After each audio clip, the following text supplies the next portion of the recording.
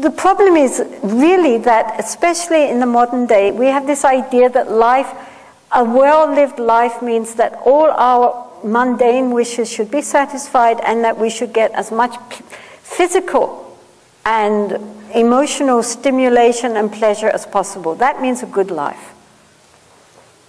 It's not true. We are here to learn. We are here to grow up.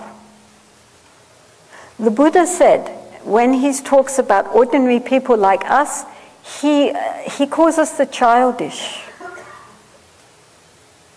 And so the whole of the spiritual path is to grow up and become an adult, not to remain childish.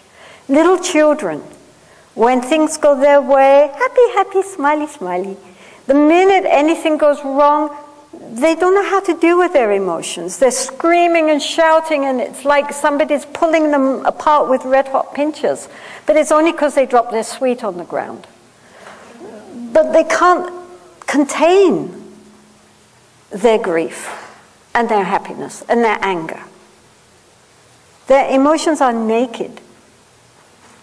And for us, the tragedy is that we grow up and inside we are still 4 years old, emotionally. We cover it up.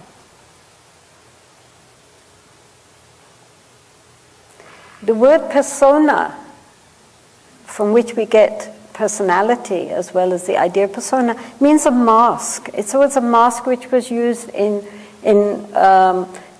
Rome and in Greece, as the actors didn't show their faces, they wore big masks to symbolize the character that they were playing. So it was the mask behind which the actor hid. It was the mask which they showed to the world on the stage. And so this is our personalities. We all project the personality which we want to have people believe in, and which we begin to believe in, which is our big tragedy. But inside, however outwardly sophisticated we might think we are, inwardly there is this little child. And so we have to grow up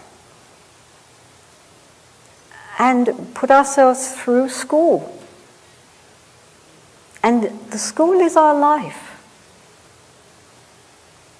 Life is teaching us lessons all the time, and whether or not we learn those lessons or whether we have to go back and do that year again, depends on us.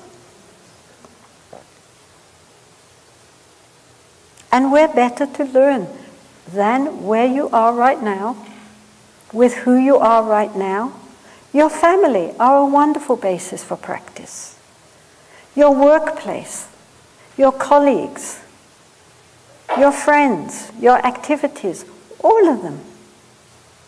Everything we can learn. You know, even just to think of others. Each person that you meet is, at that time, the most important person in the world, because it's the person you're with. His Holiness the Dalai Lama is wonderful at this. You know, everybody who meets him, even if just for a second, feels transformed, because in that moment they know that he's completely just looking at them. And when he takes their hand and looks in their eyes, they know that in that moment, even just for that second, only they exist for him. With kindness. Totally non-judgmental, but seeing the person, not the persona. So you see all these politicians and churchmen looking very embarrassed. Why is his Holiness smiling? And, because he's not relating to them as cardinal this or, the president of that. He's looking at the person behind all that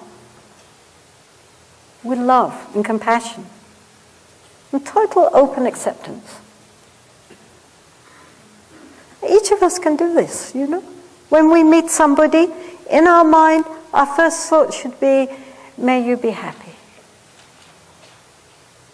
Doesn't matter who. May you be happy. Because everyone wants happiness. And get out of our own way.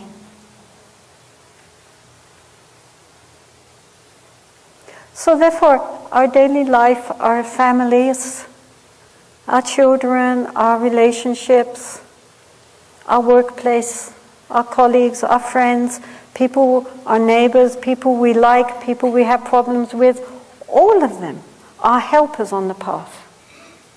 Each one of them.